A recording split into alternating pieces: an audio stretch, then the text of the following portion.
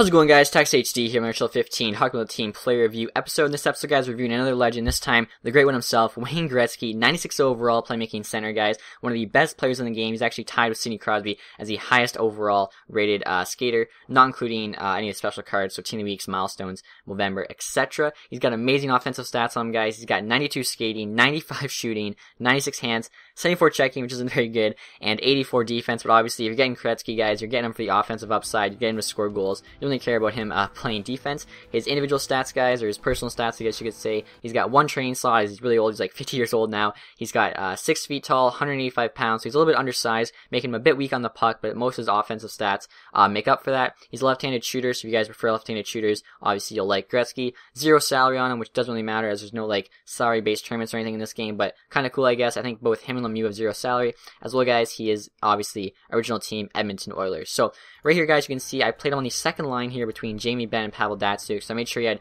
really good line mates he could pass the puck to, make sure that wouldn't affect him. I also have him on the power play, the 4-man power play, the shootout lineup, and I have him as a second extra attacker. Didn't have him on the penalty kill as, you know, like I say, he's kind of weak, and I like the guys on the penalty kill to be a bit tougher as, you know, if they get pushed down or something like that, then you're down like an extra man. So usually I like my penalty kill guys to be like strong and fast. So as you guys can see, before I get into the game clips, he's going to cost you a ton of coins if you want to try out Wayne Gretzky. The cheapest buy now I found was 742k, which is insane, making him one of the most expensive players in the game, which makes sense as he's one of the highest overall and one of the best players in the game. And as you can see, there's someone even listed one there for $1 million, but I would say on any average day, depending on your luck, you're probably going to spend between 750,000 and 800,000 coins for him, which is a ton of coins, and it's a lot of coins, guys, and I mean, he's a really good player, but is he worth, you know, almost 1 million coins is the question. So I'm going to show you basically what his upsides are, what his downsides are, and whether or not he's worth those coins. So here, guys, I'm going to show you a couple clips of just him, you know, putting in some goals, setting some plays up. And right here, guys, you can see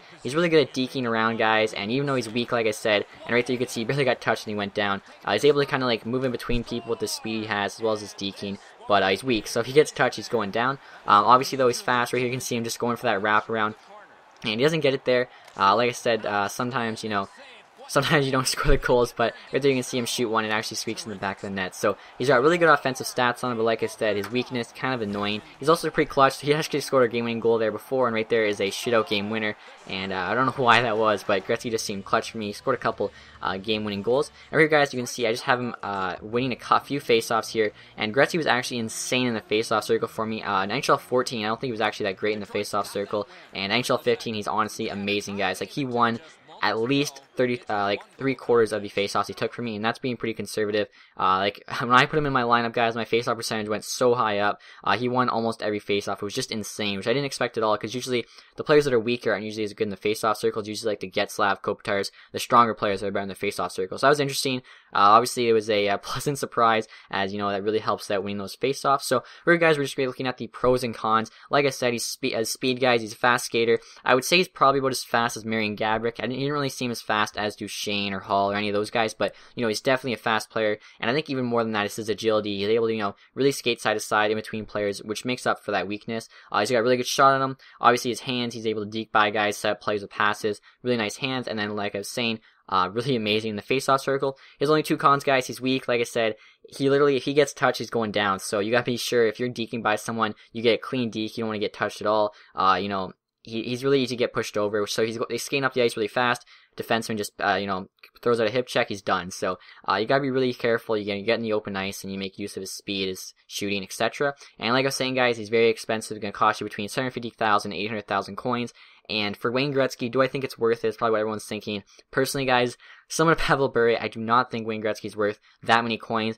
A lot of people are gonna say, like, you know, Gretzky maybe didn't play good enough for you. But I mean, even if he played a little bit better than he did, I think he was about a point every other game for me, which is pretty good. Most of my games are low scoring, so point every other game on the second line, getting the ice time he did, that's pretty productive. But considering how many coins that is, guys, I just don't think it's worth it. For me, he played a lot like Patrick Kane. He was almost an identical player to Patrick Kane, except obviously he's a centerman who you know, won me a bunch of faceoffs. So I think if you like Gretzky the way he plays, I would definitely recommend getting Patrick Kane. I think Patrick Kane goes for around 200k, so you're saving yourself at least 500k coins. Find yourself a centerman who can win almost as many faceoffs as Gretzky, and you know, you're saving yourself a ton of coins. almost going to win as many faceoffs, and then you get the exact same player in terms of offensive production in Patrick Kane out on the wing. So that's personally my opinion, guys. Very similar to Patrick Kane, and the faceoff, the amount of face-offs you win is not going to make up for the 500 coin extra cost. But obviously, guys, you're going to have to try them out if you ever get the chance, and tell me what you think, if you agree, if you disagree. But anyway, guys, that's it for this review. Hopefully, you guys enjoyed it. Also, guys, I want to say a big thank you to Hotbuck Traders. They're the ones who lent me Gretzky. So if you ever want to check them out,